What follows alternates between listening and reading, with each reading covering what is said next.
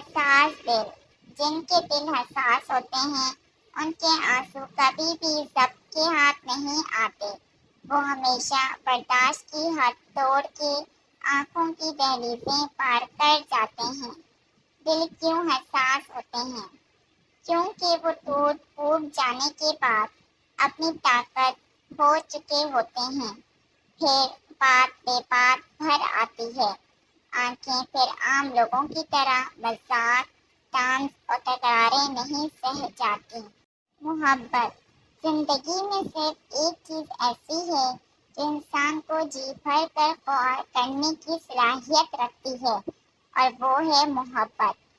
وہ آپ کے ساتھ آنکھ مچولی کھیلتی ہے اور کبھی آپ کی آنکھوں پر ہاتھ رکھ کر اپنے ہونے کا اتنا گہرا احساس دلاتی ہے کہ انسان کو لگتا ہے کہ وہ اپنی مٹھی میں سمندر کو قید کر سکتا ہے، اور کبھی کبھی آپ کو یقین کی سیڑھی سے اتنی زور سے دھکا دیتی ہے کہ انسان ساری زندگی سر اٹھا کر چلنے کی ہمت نہیں کر پاتا۔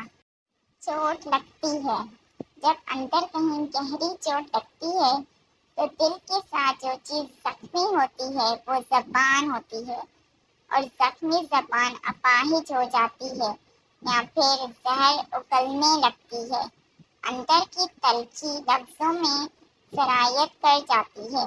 بہت کم لوگ ہوتے ہیں جو چوٹ کھانے کے بعد بھی اپنے الفاظ کو پھولوں کا پہناوا پہناتے ہیں، ایسے لوگ بہت انمول ہوتے ہیں اور نایاب بھی۔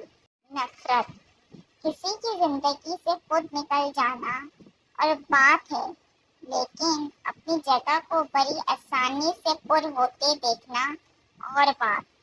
کسی سے نفرت ہو تو بھی تکلیف ہوتی ہے، اور وہ شخص جو اپنی زندگی میں آپ کا نعم و بدل لا رہا ہو اور آپ کی پہلی اور آخری محبت ہو تو پھر صرف تکلیف نہیں ہوتی، انسان سولی پر لٹک جاتا ہے، نہ بھول سکتا ہے نہ نظر انداز کر سکتا ہے۔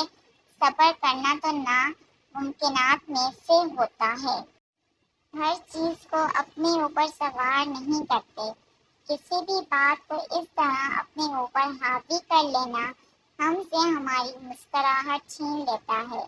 ماضی میں رہنا چھوڑ دیں، ہم مسکرانا چھوڑ دیں گے تو کیا ہم پہچان سکیں گے؟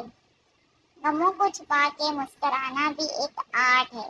اللہ نے ہمیں پورا حق دیا ہے مسکرانے کا، مشکلات کو مسکراہٹ کے بیچ مت لائیں۔